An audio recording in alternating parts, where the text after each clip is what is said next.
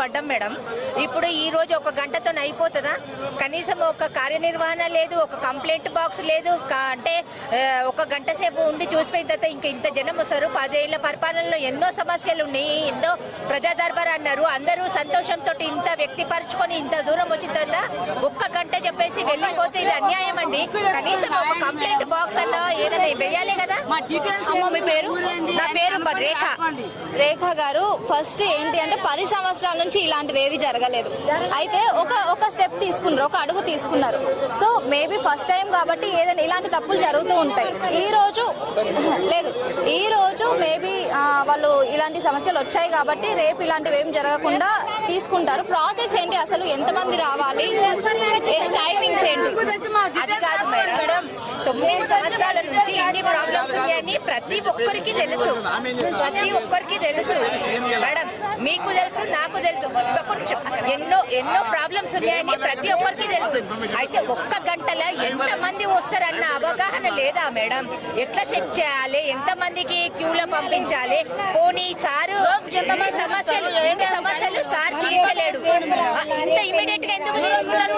తర్వాత ఒక వారం తర్వాత తీసి అనౌన్స్ కరెక్ట్ చేయాలి కదా. ఇప్పుడు వాళ్ళు ఏమంటున్నారు, ఒక రేపు మళ్ళీ అనౌన్స్ చేస్తే మళ్ళీ రండి అంటే మళ్ళీ రోజు ఇట్లా తిరిగి ఇట్లా పడిగాడుపులు కాస్తామా మేడం? ఒక ప్రాపర్ ప్రాసెస్ లేదు. ఒకవేళ సార్ సీఎం తనకు ఒక గంటనే టైం ఉంటది ఇక్కడ. ఆ తర్వాత ఏంటి, ఇంకా ఇంతమంది పిఏలు ఉంటారు, ఒక కంప్లైంట్ బాక్స్ ఉంటది. అసలు ఎప్పుడు స్టార్ట్ అయింది అన్నారండి? ఇది మార్నింగ్ 1 అవర్ స్టార్ట్ అవుతుందని అన్నారు. ఇంతమంది అంటే మళ్ళీ కొంచెం ఎక్కువ పెట్టుకోవాలి కదా మేడం పని. మీ సమస్య ఏంటండి? మా సమస్య మాది సికింద్రాబాద్ నియోజకవర్గం. పద్మారావు గారి కొడుకులు ఉన్నారు, వాళ్ళ అనుచరులు చాలా మంది దగ్గర డబ్బులు తీసుకొని ఇవ్వట్లేరు. దానికోసం మేము పోలీస్ వరకు కూడా వెళ్ళినాము. వెళితే అసలు ఏమి ఇక తెలంగాణ ఉండే కదా మేడం, ఎవరు పట్టించుకోలేరు. కనీసం ఇప్పుడన్నా ఎంత ఆనందంతో వ్యక్తపరచుకోవడానికి వచ్చినాము, కనీసం పోవడానికి కూడా అవకాశం లేకుండా ఉన్నది. అట్లీస్ట్ మా కంప్లైంట్ అన్నా కనీసం ఫోన్ నంబర్ రాసి అందులో బాక్స్ లో డ్రాప్ చేయడానికి కూడా అవకాశం లేదు. ఇంత ఫెసిలిటీ లేకుండా ఎట్లా చేస్తారు మేడం? ఇంత పొద్దున్న నుంచి మేము మార్నింగ్ నుంచి 7 o'clock నుంచి ఇక్కడ నిలబడ్డాము. మా సమస్య ఏంటి, ఫస్ట్ డేనే ఇంత తీవ్రంగా మమ్మల్ని హింసించాలా? ఈయన ఇచ్చిన మళ్ళీ ఇచ్చిన వాళ్ళు కూడా వచ్చారు, ముందే పొద్దున్న వచ్చారు. 10:30కి ఇల్లు తీసుకున్న వాళ్ళు కూడా పొద్దున్న 10:30కి వచ్చారు. ఇల్లు ఇంద్రనగర్ పి స్వరూప ఇంద్రనగర్. మన కేసీఆర్ ఇచ్చిన వాళ్ళు, ఇంట్లో ఇచ్చి వచ్చిన వాళ్ళు కూడా పొద్దున్నే వచ్చారు, లోపల ఉన్నారు. ఇప్పుడు వాళ్ళు వదిలే 10:30కి 11 గంటలకు వచ్చినాం మేము. ఇప్పుడు మళ్ళీ వాడే ముందు పోయి ఇల్లు పని చేస్తాం మేము. ఒక్క నిమిషం అండి సార్, మీ పేరు?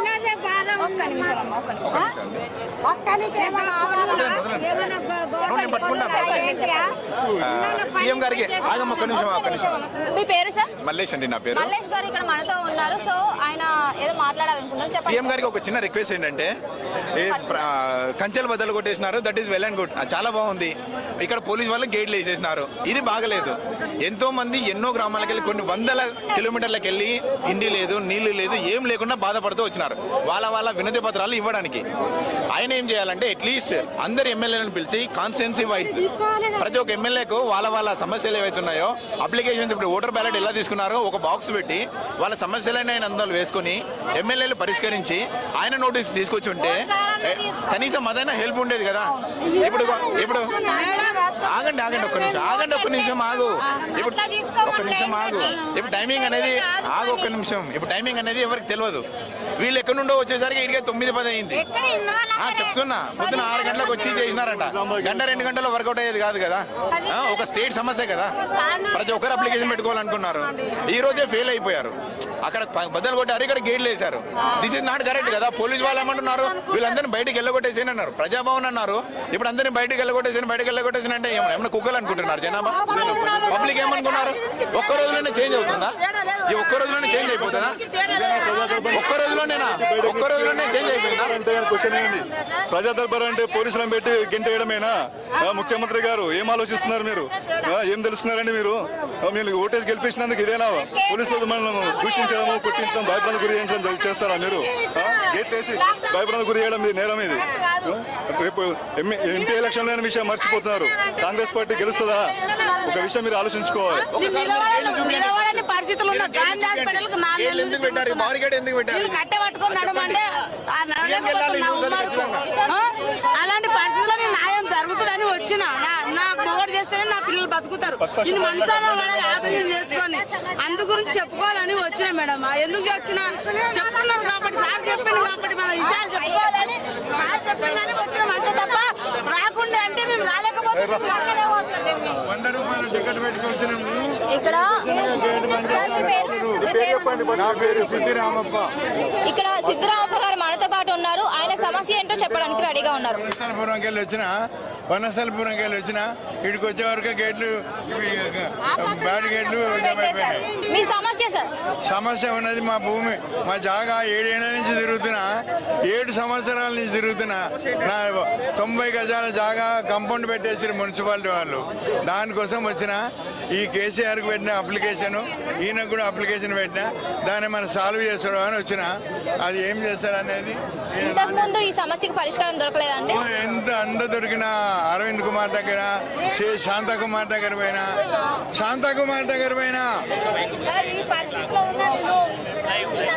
సిఎస్ శాంతకుమార్ దగ్గర పోయినా, అరవింద్ కుమార్ దగ్గర పోయినా, జేహెచ్ఎంసీలు అందరి దగ్గర పోయినా, అంత దొంగలు ఏమి చెప్పినా వాళ్ళు మనం దున్నపోతు మీద వర్షం పడ్డట్టు చేస్తున్నారు. మరి ఇప్పుడు వచ్చిన ప్రభుత్వం ఈ సమస్య పరిష్కరించదు అని అనుకుంటున్నా.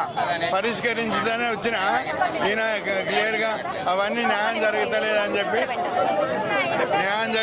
వచ్చిన. చూద్దాము ఎట్లయితే చూద్దాము.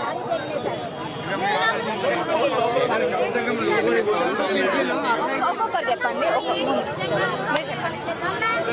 మీ పేరమ్మా? Widow pension. మీ పేరమ్మా? గౌతమి. గౌతమి గారు చెప్పండి. పెన్షన్ కి అప్లై చేసి 3 years అవుతుంది మేడం. ఇంకా ఇస్తలేదు సార్. అంటే ఎక్కడికైనా వెళ్ళారా ముందు? వెళ్ళాం మేడం. మీ రాలేదా? ఎందుకని ఏమైనా రీజన్ చెప్పారా వాళ్ళు? ఏం పట్టించుకోలేదా సార్? మరి ఇప్పుడు కొత్త గవర్నమెంట్, కొత్త ప్రభుత్వం ఇలాంటి సమస్యకి పరిష్కారం దొరుకుతుందని అనుకుంటున్నారా? దొరుకుతుందనే అనుకుంటున్నాం కానీ మరి ఏమో చేయలేదు. ఎప్పుడు వచ్చారండి? మేము 1 hour అయిపోయింది. మీ పేరు సార్? నా పేరు బాలకృష్ణ అండి. బాలకృష్ణ గారు సూర్యాపేట చెప్పండి. నుంచి వచ్చాము. మాది తదనం సర్టిఫికేట్ గత 8 సంవత్సరాల నుంచి తిరుగుతున్నాము. 2 years 2 times ఇచ్చేసి తీసేశారు. అన్ని రూల్స్ ప్రకారం ఉన్నా గనక తీసేస్తున్నారు.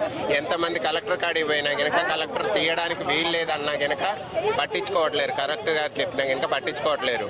ఇక్కడికి వస్తే న్యాయం జరుగుతుందని చూస్తే ఇక్కడికి రాయలేదు. ఇక్కడ మాకు పోవడానికి అవకాశం లేకుండా చేశారు. మరి మాకు టైం అనేది లేదుగా మేడం. ఇక్కడ మాకు పాస్ అన్నా ఏదన్నా టైం అనేది ఇస్తే మళ్ళీ ఆ టైంకి వచ్చి కలవడానికన్నా ఉంటుంది.